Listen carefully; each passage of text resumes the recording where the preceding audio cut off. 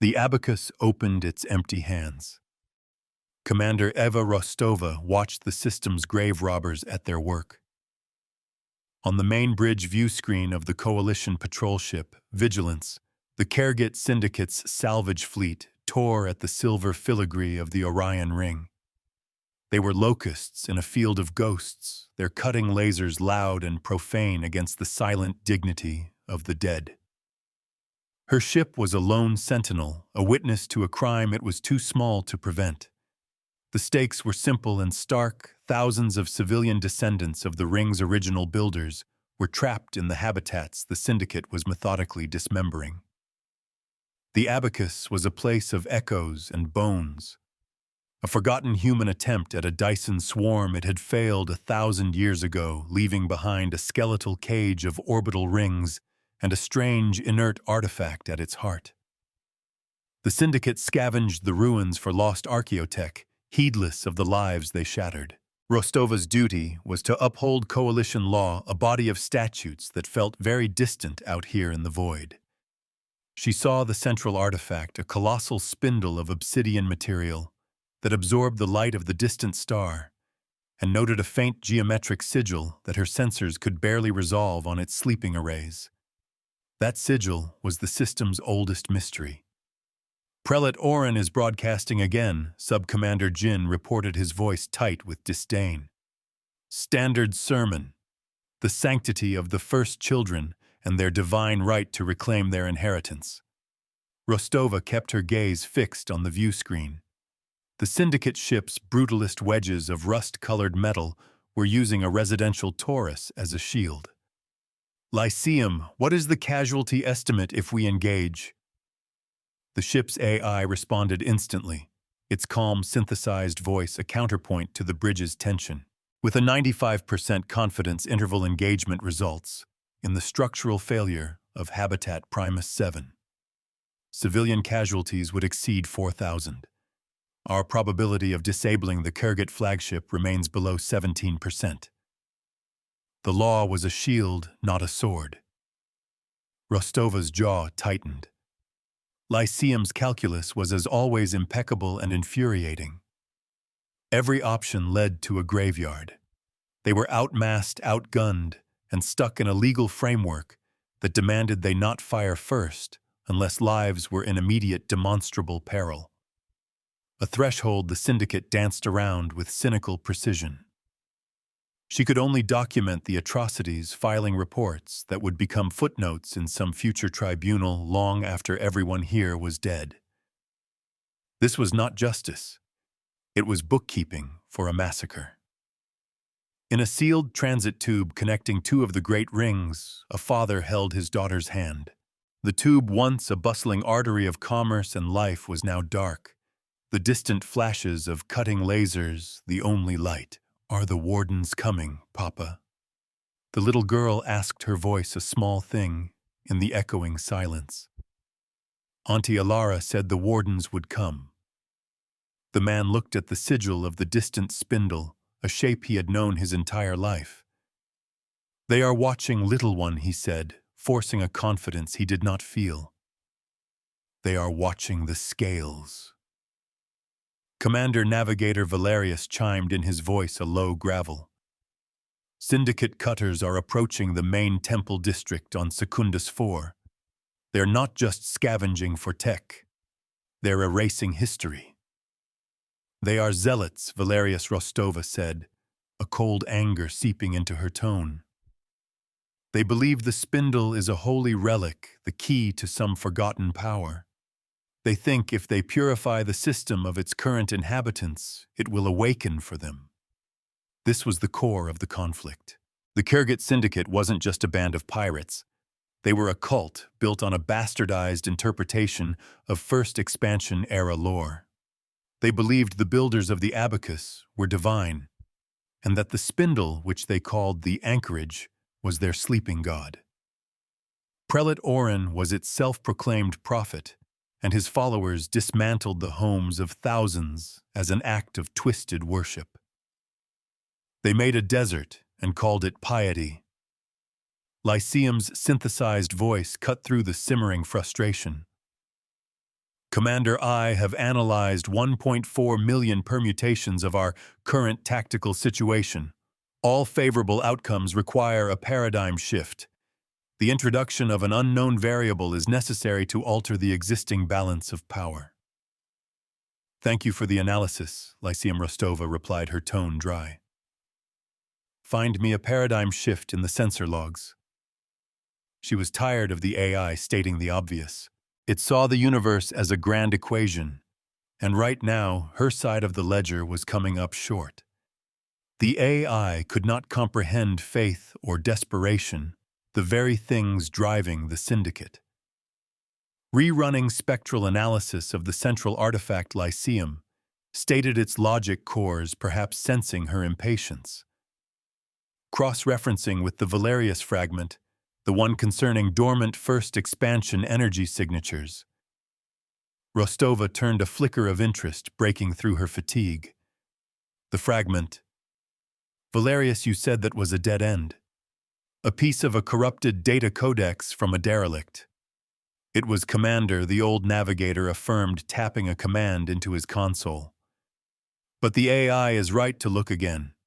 The codex spoke of a keeper of accounts that did not sleep, but merely waited for the books to be opened. We always assumed it was metaphor. A myth was merely a truth waiting for its moment. The bridge fell quiet, the low hum of the life support systems, the only sound. The crew watched as Lyceum overlaid new data on the main screen. A faint tracery of power conduits cold for a millennium flickered into view deep within the spindle. They were inert, but their geometry was unmistakable. It was a power regulation system impossibly old and sophisticated. The sigil they had seen on the surface was the terminal point for the entire network. It's a receiver, Jin breathed, his eyes wide. It's been waiting for a signal. A key, Valerius whispered, the old myths clicking into place.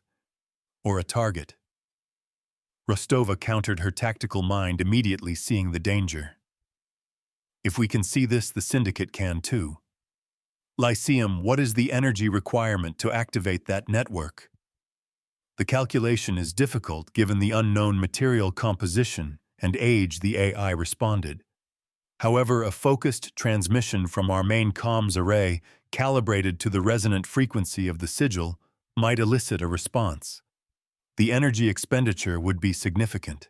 It would leave us unable to raise shields for 3.7 minutes. It was a gamble of insane proportions. To drop their shields in the face of the Kurgit fleet was to invite annihilation. But Lyceum's words hung in the air, a paradigm shift. What if the spindle wasn't a god or a weapon, but something else entirely? What if the legends had a grain of truth prelate?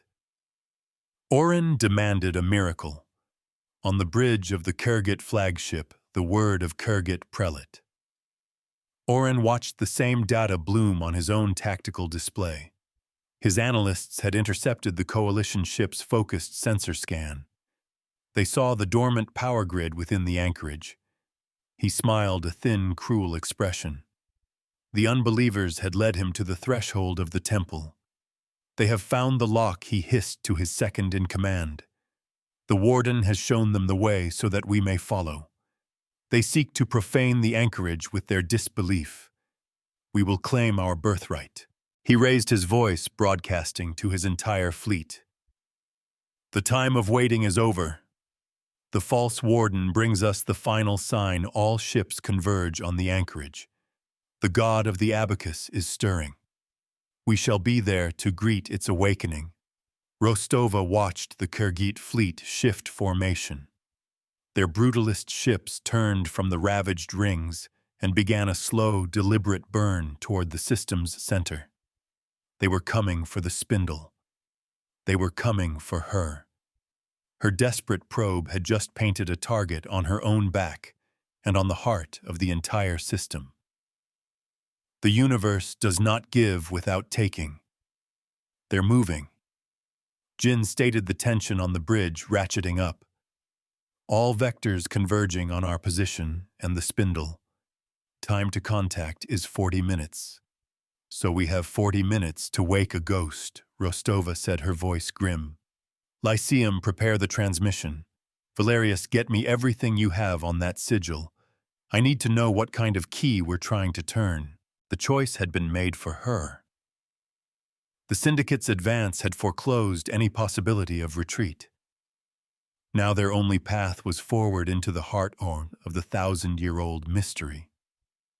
She had to hope that whatever slept inside the spindle was more friendly to her than the fanatics racing to meet it.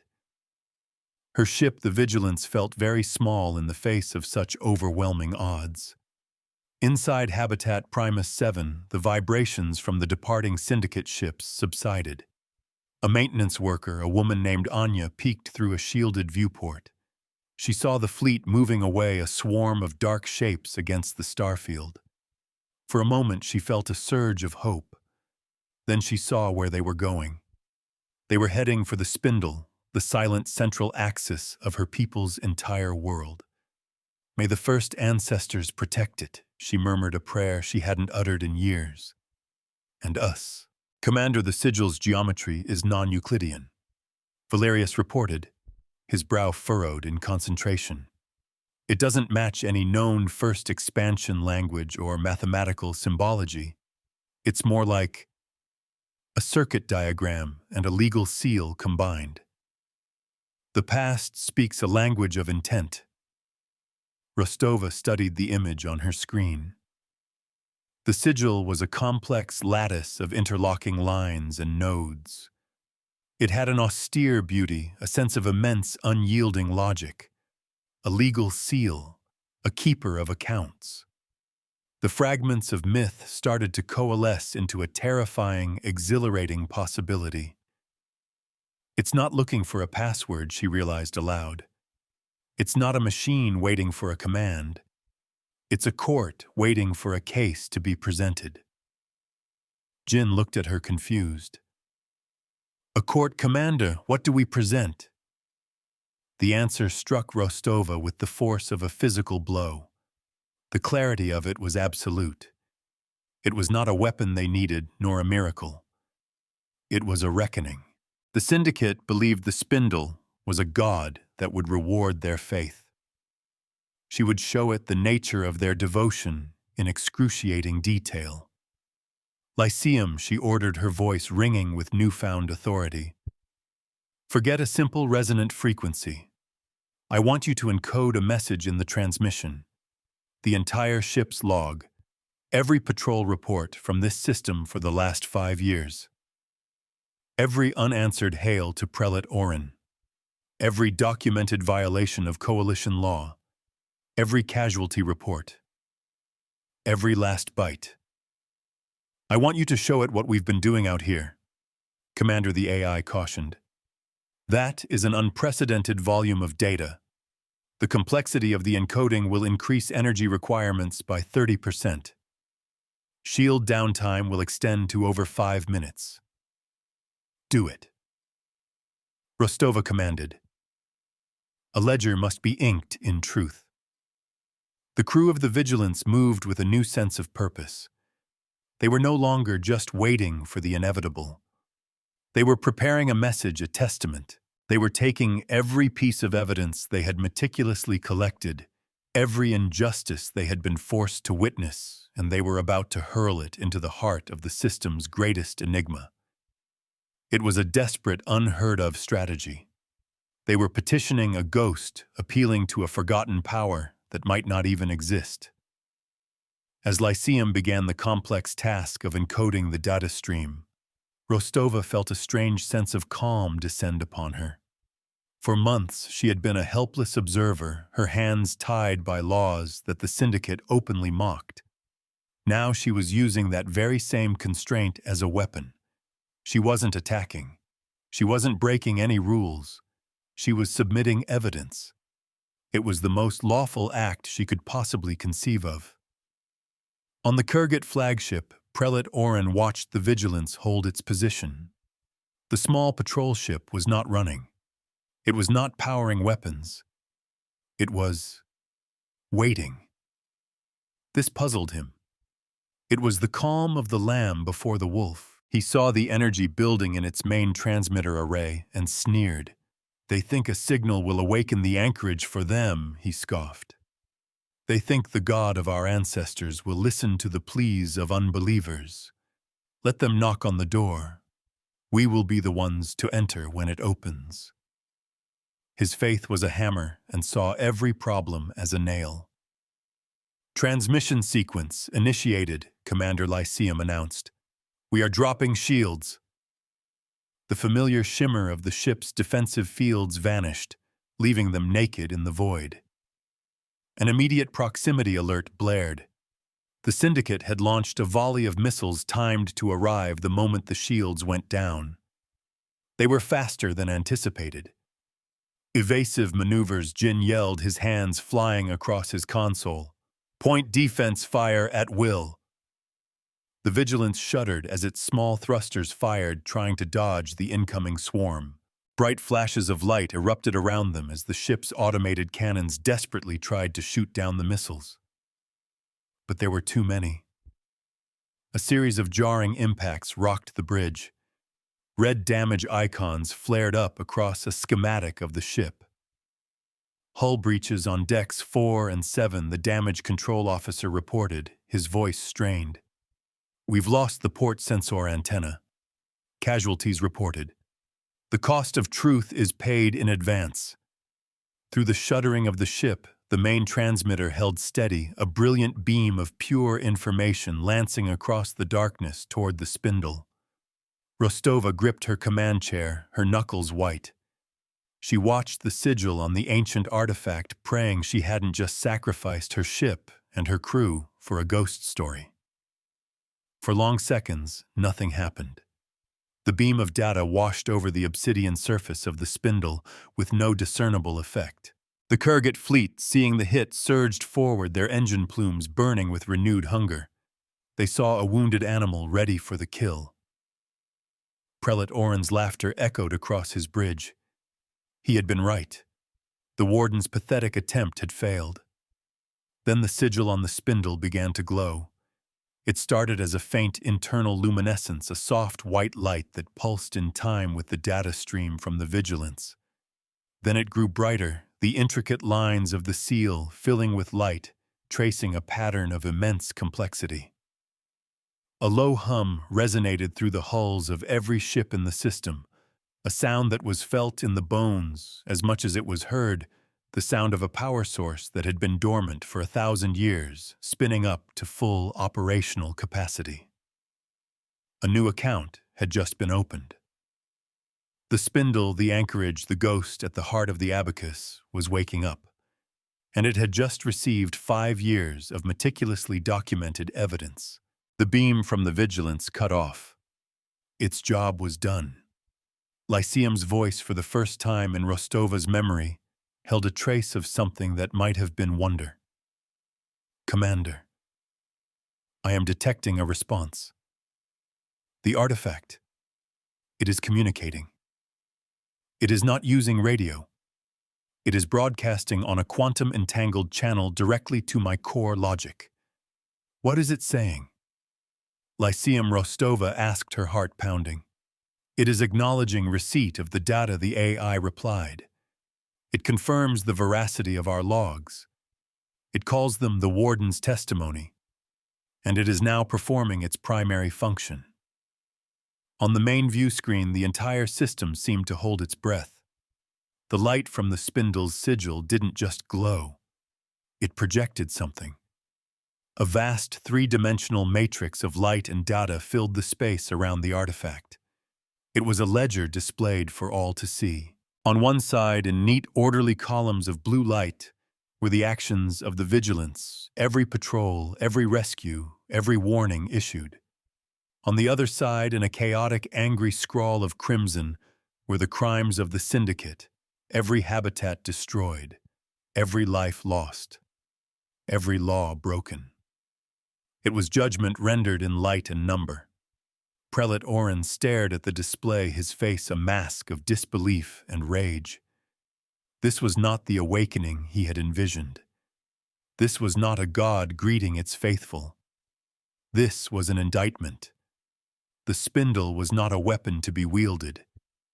It was a scale, and it had just found his entire fleet wanting. "Blasphemy," he roared. "The Warden defiles our sacred ground with its lies. All ships open fire, destroy the anchorage. If it will not serve us, then it will not serve anyone." The Kurgat fleet, a mix of fanatics and pirates bound by Oren's charisma, obeyed. A storm of plasma bolts and laser beams converged on the spindle. The energy striking the ancient artifact was immense enough to vaporize a small moon. Rostova flinched, expecting the spindle to be torn apart. But the spindle did not break. It did not even shimmer. The incoming energy simply vanished into its obsidian hull. The glowing sigil brightened, and the crimson side of the projected ledger grew larger, more intense. New entries were appearing in real time, cataloging the energy of the attack as another crime against the system. "Lyceum, what is happening?" Jin asked, his voice shaking. "Where is all that energy going? The artifact is not a passive shield." The AI stated its processing cycles running at maximum capacity to analyze the phenomenon. "It is absorbing the energy. It appears to be a core component of its function. It teaches by numbers, and it remembers by ledgers.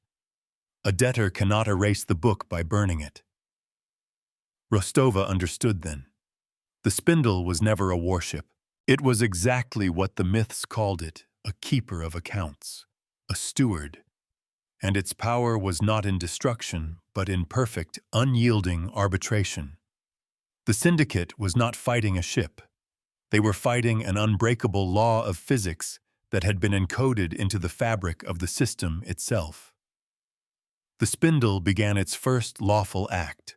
It was not an attack. It was a balancing of the books.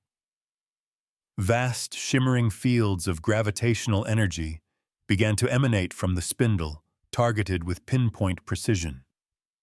They did not crush the Kurgat ships. Instead, they took hold of their engine outputs.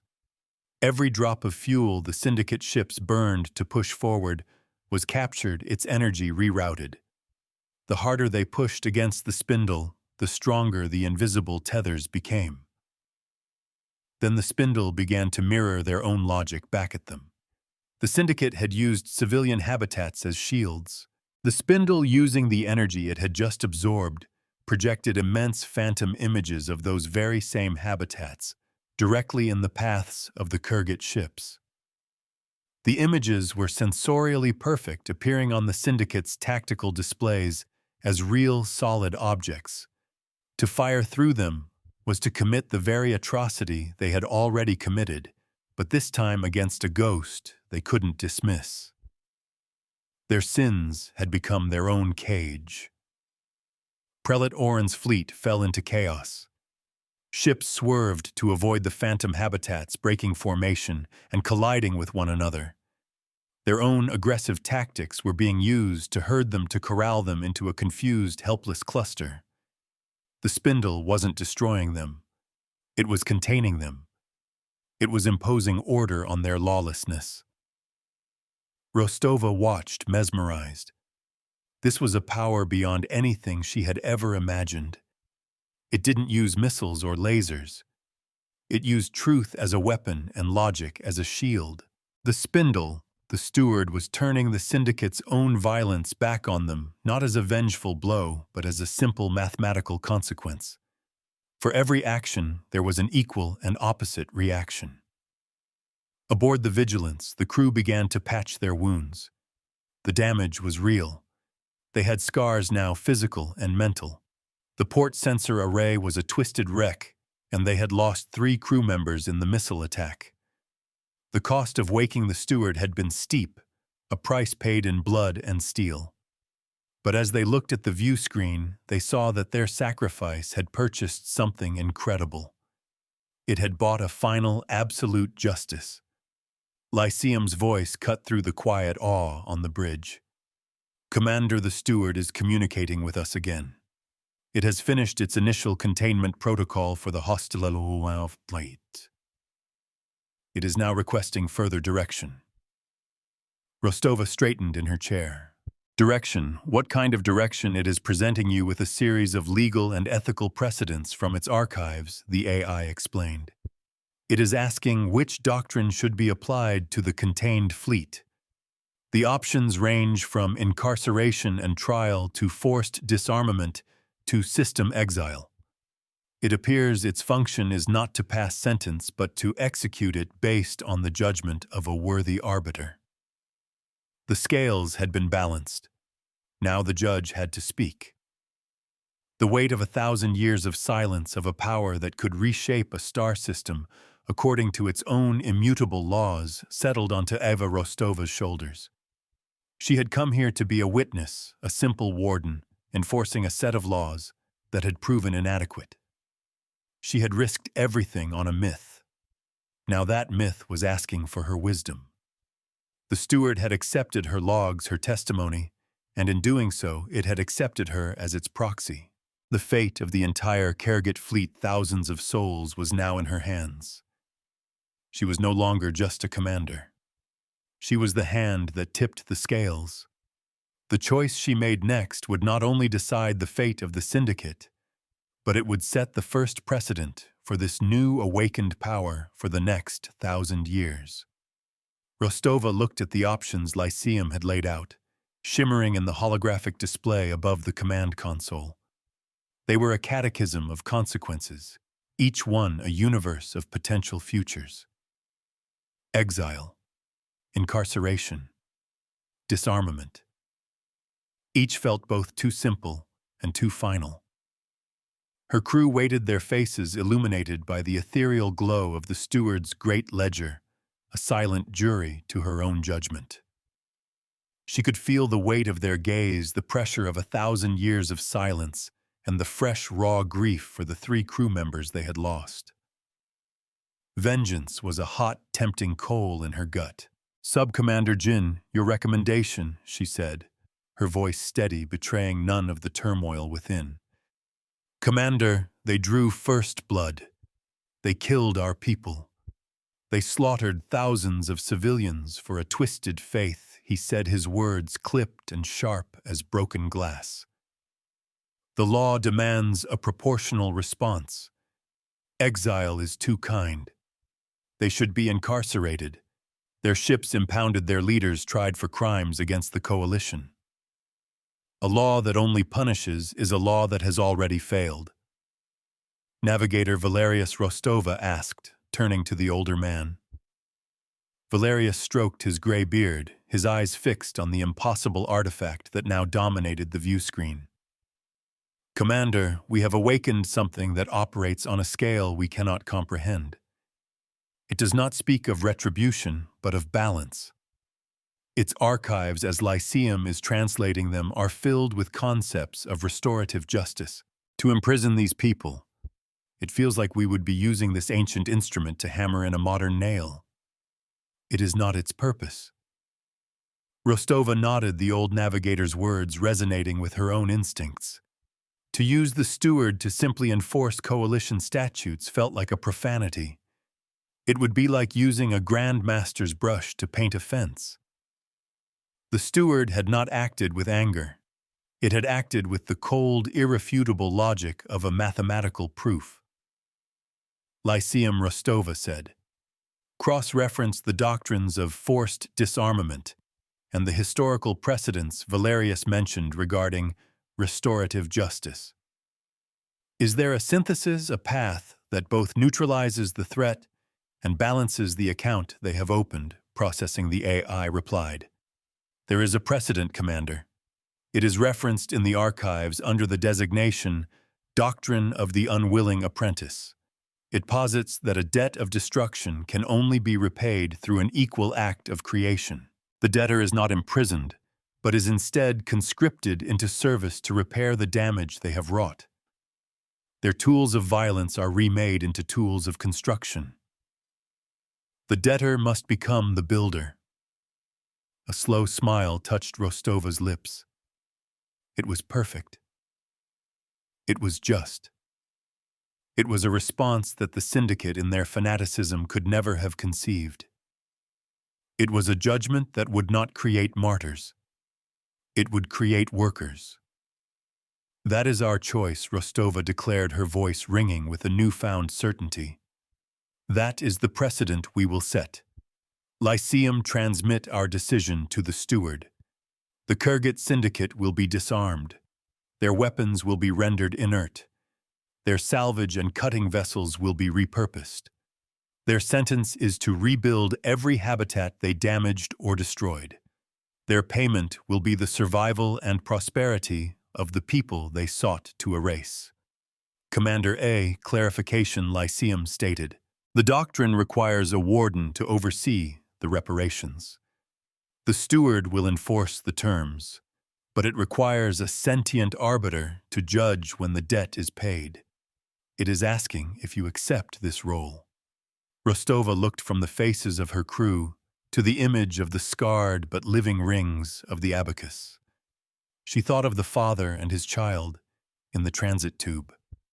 She thought of the dead on her own ship. This was not a duty she had sought, but it was one she could not refuse. I accept, she said simply. The burden of judgment is the price of truth. The response from the steward was immediate and magnificent. From the glowing sigil, new projections of light lanced out, striking the contained Kurgat fleet. There were no explosions, no violence. Instead, the syndicate ships were bathed in a soft silver light.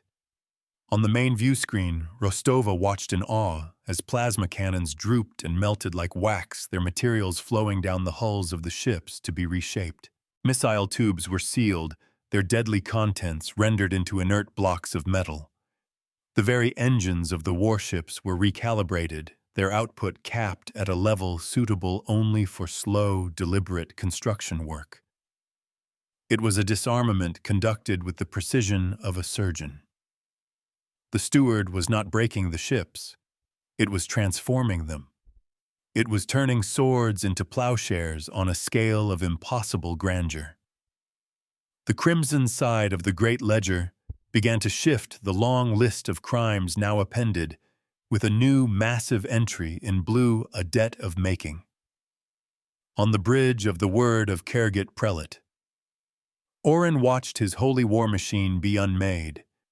He screamed curses, ordering his crew to fight back, but they had nothing to fight with. Their controls were locked, their weapons were gone. The divine power he had sought to awaken had answered him, but its answer was a quiet, relentless act of cosmic irony. His great crusade had ended not with a bang, but with the quiet hum of forced public works. The universe has a keen sense of irony. In Habitat Primus 7, Anya, the maintenance worker, watched as one of the syndicate vessels, now stripped of its menacing weaponry, slowly approached a damaged section of the ring. A construction beam forged from what was once a cutting laser flickered to life and began to carefully weld a shattered structural support back into place. The people around her stared in stunned silence, their fear slowly giving way to a profound, disbelieving hope. Their destroyers had become their saviors. The Vigilance limped towards the nearest functional docking ring, its crew exhausted but alive. The dead had been honored with a silent ceremony in the ship's small chapel. The wounded were being treated. The damage control teams were working tirelessly to patch the hull breaches. The cost had been high, but as Rostova watched the syndicate begin their long penance, she knew that the price had purchased something lasting. It had purchased peace enforced not by the threat of violence, but by the unyielding calculus of restoration. They were 3 days into overseeing the initial repairs when the universe decided to complicate matters. Commander Jin called out from the tactical station, his voice sharp with alarm. Multiple high-energy FTL transits detected at the system's edge. Their coalition signatures, heavy fleet assets. It's the 7th Battle Group. Rostova felt a cold dread snake its way up her spine. The 7th Battle Group was commanded by Admiral Kincaid, a man known throughout the fleet for his rigid adherence to protocol and his absolute intolerance for any deviation from the chain of command. He was a bulldog, and he was a long way from home. A kingdom of rules has no room for miracles. He's hailing us, Jin reported. Flagship to vigilance. Audio only. Priority 1. On screen, Rostova ordered, squaring her shoulders. Admiral Kincaid's voice boomed through the bridge speakers, crackling with authority and impatience. Commander Rostova, report your status. My long-range sensors are painting a tactical situation that is frankly unbelievable. You will explain to me in detail how you neutralized a syndicate fleet that outnumbered you 10-1, and you will explain the nature of the energy readings emanating from the system's center. Now. Admiral Rostova began choosing her words carefully. The situation is complex. We witnessed the awakening of a first expansion artifact of immense power. It has designated itself the steward of this system. It acted to defend the civilian population and has enforced a sentence of restorative justice upon the Kurgit Syndicate. There was a long silence on the other end of the line. When Kincaid spoke again, his voice was dangerously soft.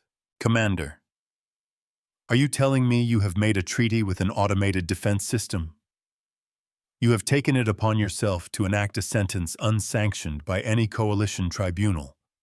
You have engaged in first contact with a potentially hostile alien technology without authorization. I am finding it difficult to decide which of those charges constitutes the most severe act of insubordination. The law often mistakes the unfamiliar for the unlawful. Admiral, with all due respect, you are misinterpreting the situation. Rostova countered, her own voice hardening. The steward is not a simple machine. It is a legal entity, and it has recognized me as its arbiter based on the evidence I provided. It is now the acting authority within this system. That is the most absurd thing I have ever heard, Kincaid snapped. An artifact does not have authority. The coalition has authority. I have authority, and I am ordering you to stand down, Commander. Transmit all your data on this steward to my flagship and prepare to be relieved of command. The 7th Battle Group will take control of this asset. Rostova's heart sank. He saw the steward as an asset, a weapon, a prize to be claimed and controlled. He could not see the truth of what had happened here. He was trying to fit a paradigm shift into a regulation-sized box, and he was willing to break it to make it fit. Lyceum, she whispered, cutting the external comms link for a moment. What is the probability that Admiral Kincaid will attempt to use force against the steward? If I refuse 97.3%, the AI responded without hesitation. Admiral Kincaid's psychological profile indicates a near-zero tolerance for challenges to his command authority. He will interpret the steward's autonomy as a threat to be neutralized. A closed mind is the most dangerous weapon of all. Valerius, the Archives, Rostova said, turning to her navigator. Is there any precedent for this, a system, choosing its own keeper, independent of fleet command? There are legends, Commander Valerius said, his eyes gleaming with a fierce light. Stories from the first expansion of sentient worlds and deep space oracles that answered to no fleet, only to those they deemed worthy. The old laws called them sovereign sanctuaries. They were to be respected, not conquered. Then we will teach the Admiral an old lesson, Rostova said, her resolve solidifying into a diamond-hard certainty. She reactivated the comms link. Admiral Kincaid, I am the legally recognized Warden of the Abacus. This system is now operating under a legal precedent that predates the coalition itself. I must respectfully decline your order.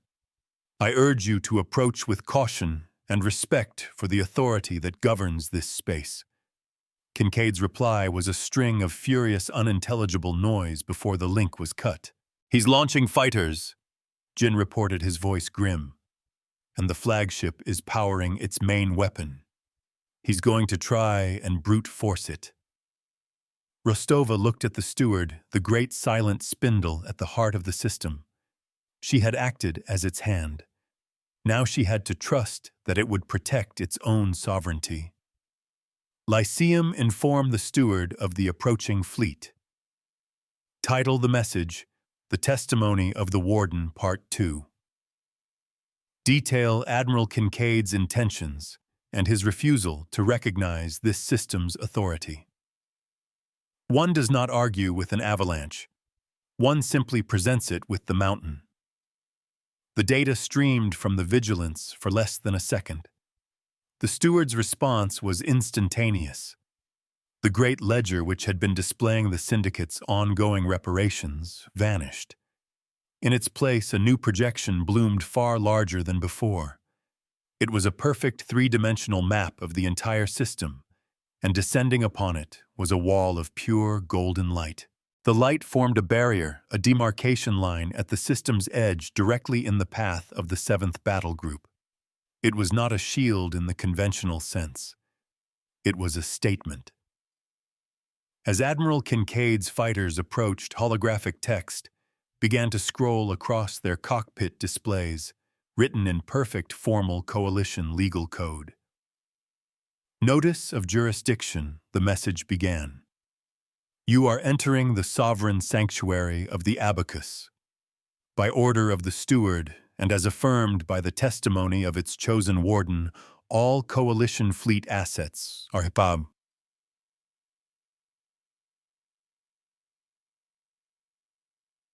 Doctrine of non-interference. Any attempt to project force beyond this demarcation will be recorded in the system ledger as a violation of sovereign law." On the bridge of his flagship, Admiral Kincaid stared in stunned fury. The artifact was quoting his own legal code back at him. It was using the Coalition's own regulations about respecting pre-existing local authorities as a weapon against him. It was a perfect, unassailable legal argument, projected across 1,000,000 kilometers of space. He had come to give orders only to be served with a subpoena. "Fire a warning shot," Kincaid snarled to his weapons officer. "Target the empty space ahead of that light show. I will not be lectured by a machine." A single brilliant lance of plasma erupted from the flagship, speeding towards the golden wool. As it struck, the light did not shatter. It rippled, absorbing the energy completely. Then, on the other side of the barrier, a new projection appeared for all to see. It was an entry into a new ledger. In crimson lettering, it read, "Coalition Battle Group 7-1 count of unlawful discharge of a weapon within a sovereign sanctuary." The steward was not fighting back. It was not threatening. It was simply documenting. It was keeping the accounts. And in that moment, Kincaid realized the true nature of the power he was facing. He could fire all day. He could empty his magazines. He would not destroy the steward. He would only add to his own list of crimes in its unblinking, incorruptible ledger. He was trying to punch a mountain into submission. A man cannot win an argument against a mirror. His fleet was useless. His authority was meaningless. He was in a courtroom, not on a battlefield, and he had just been found in contempt. He sat back in his command chair, the fury draining out of him, replaced by a cold, grudging understanding. Rostova had not been insubordinate. She had simply been the first to understand the new rules. A message appeared on the Vigilance's main screen. It was from Kincaid. This time it was a simple text transmission. "Commander Rostova, your designation as Warden of the Abacus is acknowledged. I will await instructions." Rostova let out a breath she didn't realize she had been holding. The crisis was over. The precedent was set. The Abacus was not coalition territory. It was its own entity, and she was its voice. She looked at her scarred ship, her weary crew, and the great silent steward that had placed its trust in her. The path ahead would be difficult. There would be politicians, scientists, and military leaders from 100 worlds all wanting a piece of the abacus. She would have to be diplomat, judge, and guardian all at once. The weight of that future settled upon her heavier than any command. She was no longer just a warden of the law, but a keeper of a sacred trust. The abacus taught by numbers and remembered by ledgers, never by collars. It was a place of second chances, of debts repaid, of balance restored. It was her duty to ensure it remained so. The great ledger in the void shifted again, the entry for Kincaid's violation fading as he powered down his weapons, a silent act of compliance. The account was balanced for now. It is not power that shapes the course of history, but the wisdom of the hand that wields it. The law is not a weapon to smite the wicked, but a tool to guide the lost back to the path of making. We are all debtors in the great ledger of the universe, and we must all strive to leave our accounts in balance. For a warden does not rule, a warden serves, and in service finds true authority. The work of 1,000 years had just begun. The scales were set, and the warden watched.